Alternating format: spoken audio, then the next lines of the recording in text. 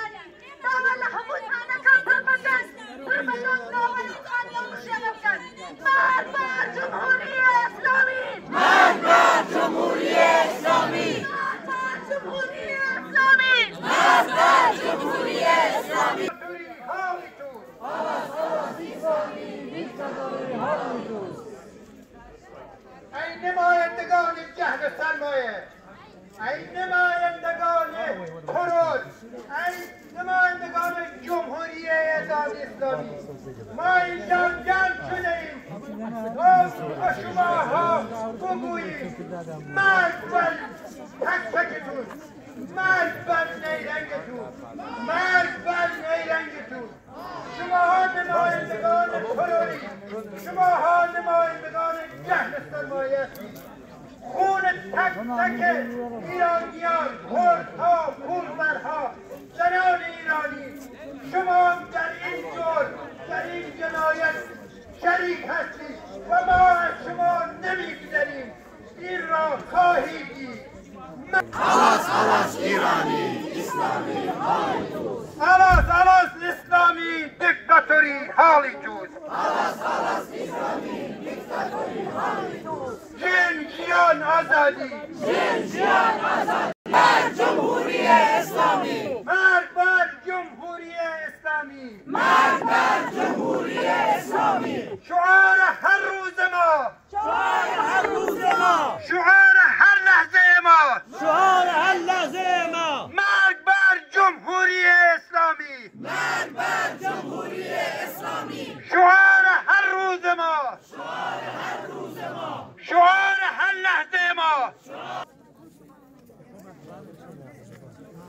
زندانی سیاسی آزاد باید گردد، زندانی سیاسی آزاد باید گردد. جمهوری اسلامی نابود باید گردد. جمهوری اسلامی نابود باید گردد. جمهوری اسلامی نابود باید گردد. جمهوری اسلامی نابود باید گردد. زندانی سیاسی آزاد باید گردد. زندانی سیاسی آزاد باید گردد. امنیت، آزادی، رفاه، حق مسلم تک تک ایرانیا.